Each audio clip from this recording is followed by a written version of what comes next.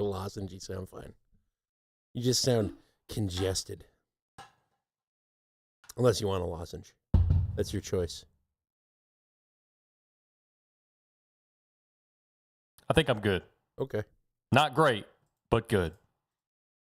Gotcha. All right. Well, you know the magic words. Let's get it on. Get it on. It must be quite apparent by this time to any thinking individual that the people of our country and people of other countries all over the world are coming to face a moment of grave decision. A time when we will choose the course of our future. Oklahoma, Texas, New York, Philadelphia, around the world, it's gonna be a big nut bust. The Millennial Media Offensive podcast is now live. That is right. You're listening to MMO number 196. Today is December 2nd, 2025. And from the great city and state of St. Louis, Missouri, I'm Dan Gehring. And from America's South Coast, where I've always been around the Gulf, just at a different latitude. You've returned. I have returned. Turns out they should have fired 3 times, huh? Yes, I was able to hold my breath long enough to evade the SEAL team that they sent after me. That's right. That's right. Well, we're glad to have you back. Glad you didn't get blown up. How was your trip? Those North Korean fishermen were scrubs. Yeah. Yeah. Our SEAL teams have gotten a lot of practice killing citizens lately. How so? With the North Korean thing. You remember the North Korean thing? Where the alleged North Korean thing where they killed some fishermen. There's no evidence that there are missing fishermen in North Korea. But yeah. That, and now they're, reportedly being sent after narco traffickers. Right. But anyway, yeah, I was down in Costa Rica. Costa Rica. Nice. Safest of the Central American countries, according to the State Department. And also the most democratic, most liberal democratic. I mean, have they heard of Claudia Sheinbaum? I guess Mexico's technically North America, huh? No, Mexico is the beginning of Central America. I don't know if you're right about that. I think we have our first dispute here of the show. Well, it can be solved very quickly. Is Mexico part of North America?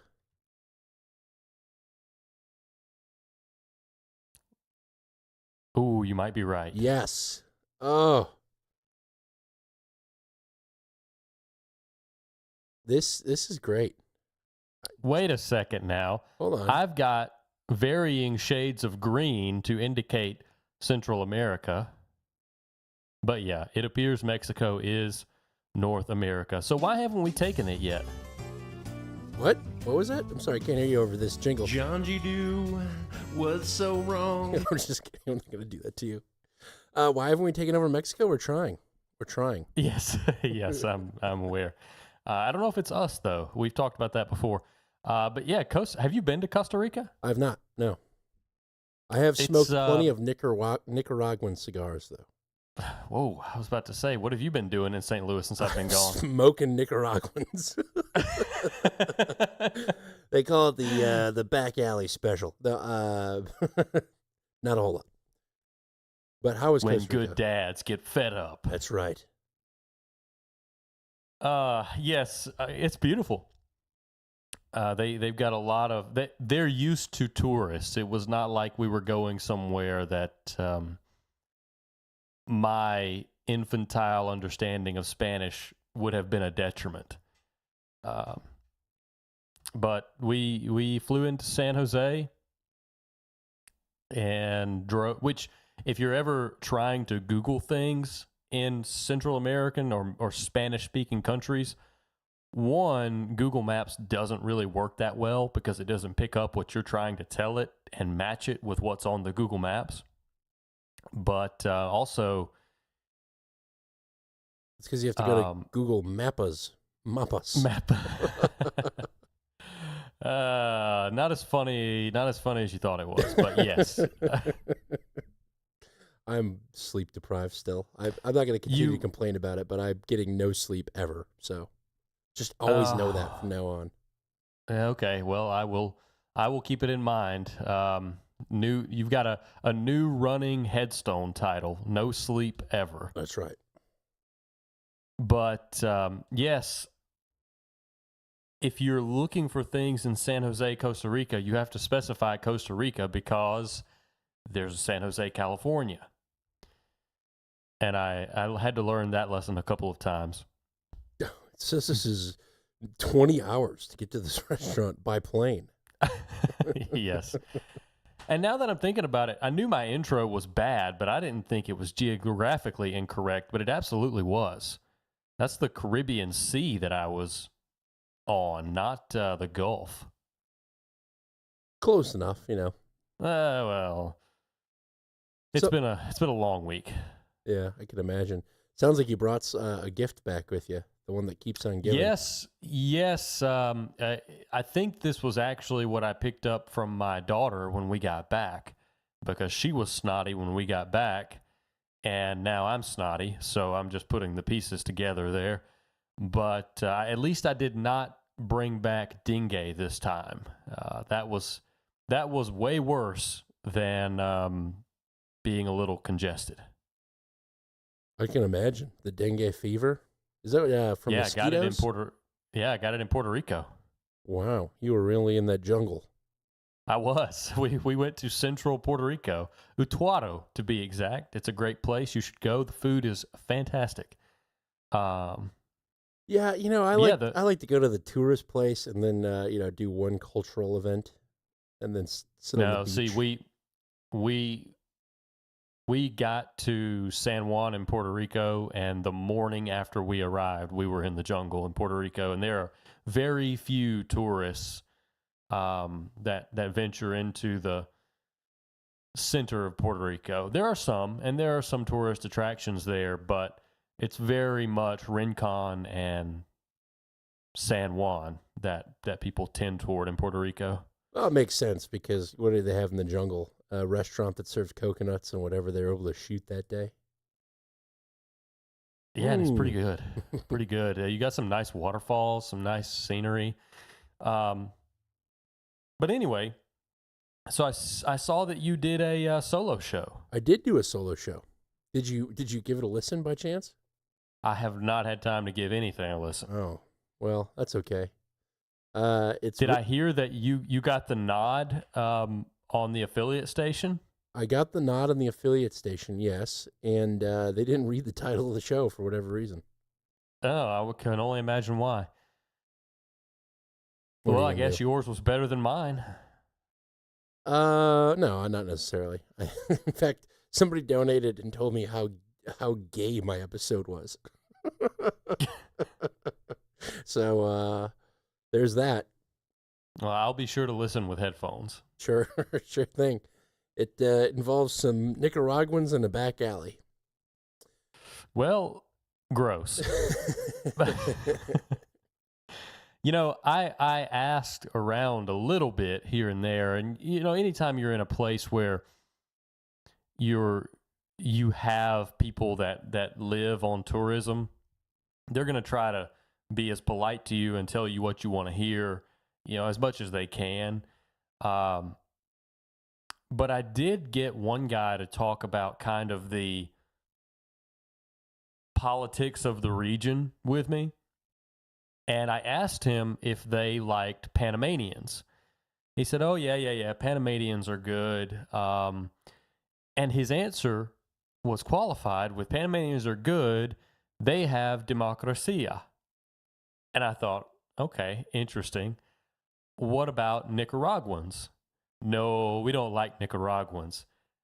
They don't have democracia, and they want to take part of Costa Rica. And I said, well, what do you mean they want to take part of Costa Rica? They think part of Costa Rica is theirs. And I had never heard about this. Oh, the old Costa Rican Nicaraguan border dispute? Yeah, I had no idea this was a thing, but the fellow that I was talking to about it was very disparaging of Nicaraguans, not only the government, but the people as well, and was upset talking about how they believe part of Costa Rica is theirs. They probably, it's probably the people in the northern part of Costa Rica that fry their plantains the same way as the Nicaraguans do. And that's well, what I noticed is there's a lot of Peruvian influence in Costa Rica.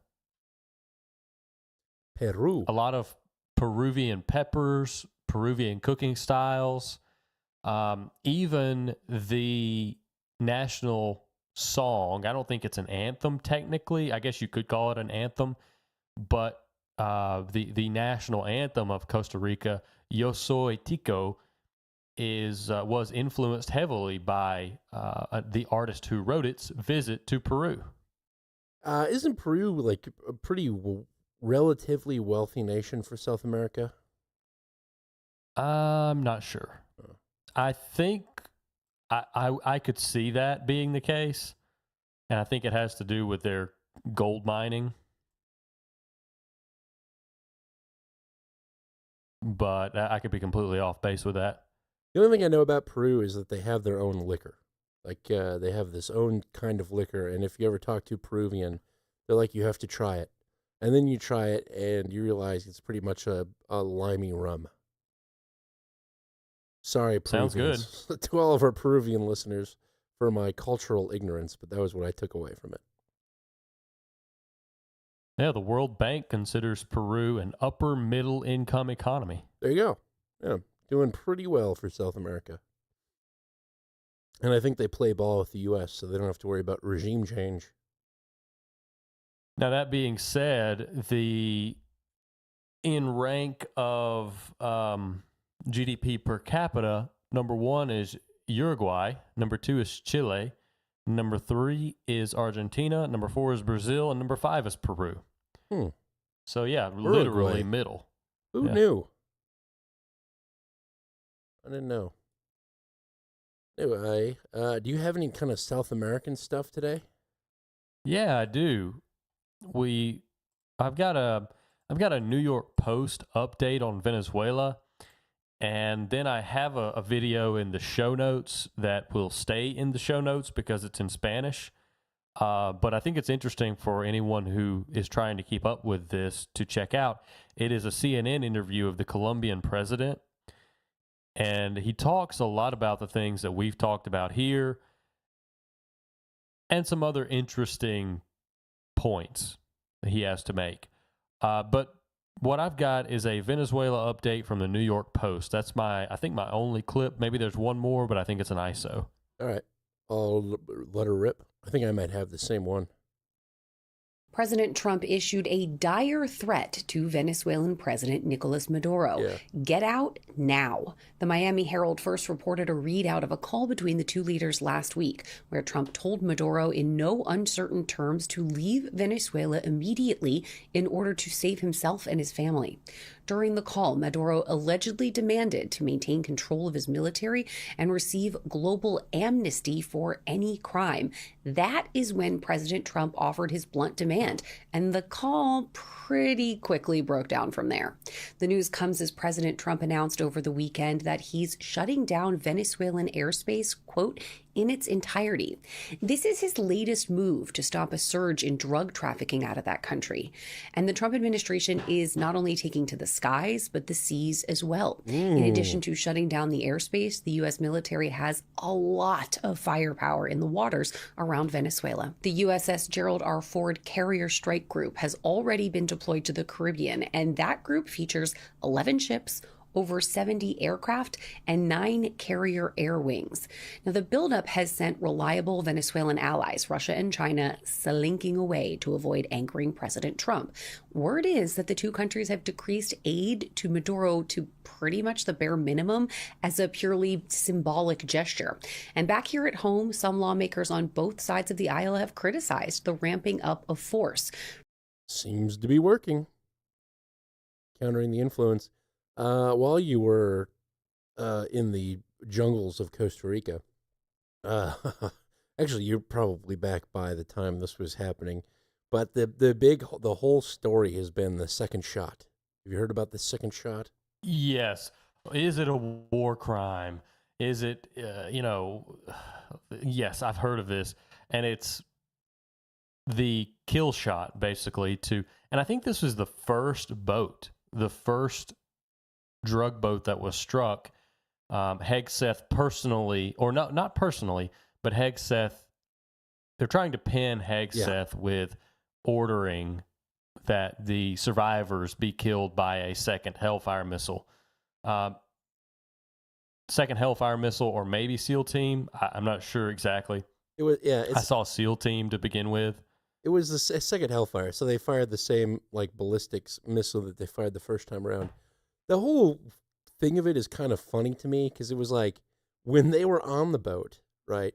A Hellfire missile, not a problem, but as soon as the boat goes up, if you try to kill them, then it's bad. So it's like you could have blown them up, but if they didn't die with that first one, now they're... So is the alternative to let them drown to death? Right.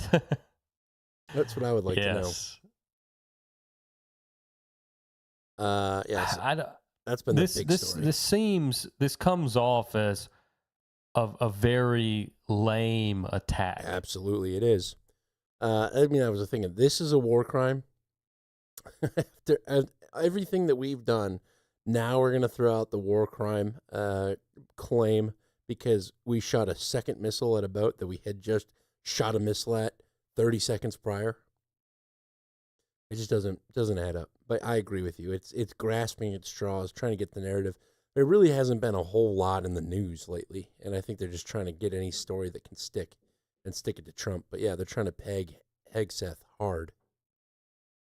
Yeah, and I think from what I've heard, and I haven't really listened closely to the narratives at play here, but the administration is deflecting back toward some high-ranking admiral or something.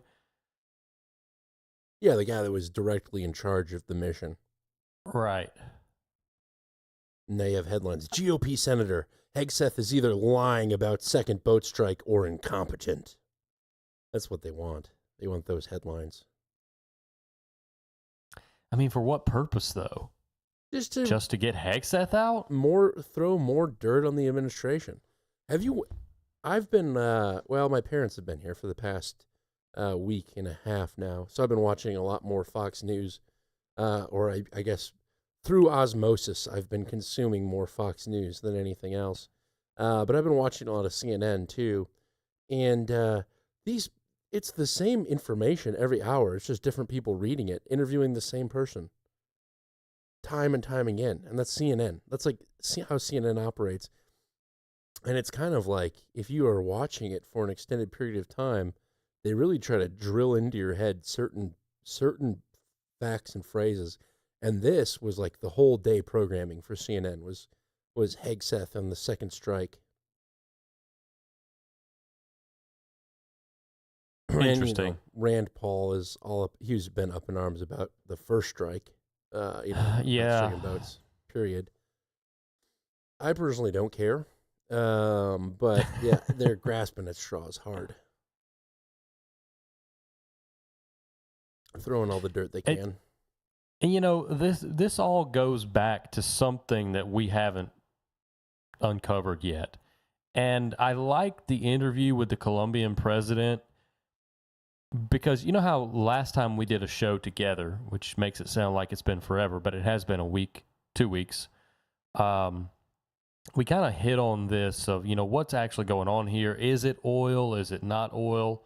Oil feels like a cheap answer But That's another Democratic talking point. This is oil war 2.0 is what they're saying. yeah, and that's what the Colombian president says as well. And he even goes as far as pointing out that Venezuela has the heavy crude that is very unique to Venezuela. And he makes the point that we've made here, that if this was about drugs, why are you targeting Venezuela and not also Colombia? He doesn't make that point himself, but in a roundabout way, in a way that doesn't suggest that the U.S. should be attacking Colombia. Right. That's the ironically the distinguishing characteristic between Colombia and Venezuela. And now we're off the coast of Venezuela doing the war crimes. Yeah. I can't believe there's finally a perfect time to use that clip. Yeah, it's a great time. Now, from that Colombian president's interview, I actually have a gift for you from Central America. I brought it back with me. It was in my pocket at the airport. Which, don't let me forget, I have an airport report. Airport report. But I have this ISO. This is Espanol. It's something Espanol. You'll see it. Bien, te voy a mostrar un mapa. Nos veo a tu mapa. Look at a map. Yeah. That's the great. Colombian president saying he has a map to show the CNN lady. I like that. I think it would be a good one to mix in when we're talking about the Central and South America stuff. Now that we're a hemispheric power again. Once more, I wonder. It's not till 2026, the Colombian elections. Do you know who the president's name is? Is it Asparella? No, I don't think so. Maybe it's Castro. I think I've got it written down. Petro, Gustavo. Yeah, Gustavo Petro. Gustavo Petro, evidently not running again for re-election in 26. I've been looking a lot at Polymarket stuff lately. I don't know why. Yeah, the Polymarket guys are on the defensive right now because of Kalishi. Yeah, Kelshi came out and they did it right. Apparently, I've got a 60 Minutes report that we can hit up later if you'd like. But it's Anderson Pooper and the CEO or the founder of Polymarkets talking about their prediction markets, and they've got a great selection here called Elections, and you can look at all the upcoming elections. Speaking of South America, Honduras has an upcoming election, or had an upcoming election. It was November 30th. And it just lays out all of the globe's upcoming elections, which is awesome. Bucharest is up next on the 7th. So, if you're into Bucharestian politics, that's the place to be. Very cool. Yep. I like that. I like that tool. Can you put that link to a link to that page in the show notes for us? I will try to remember that. Yep. Okay. A travel report before we get too far away from Central America and my time away.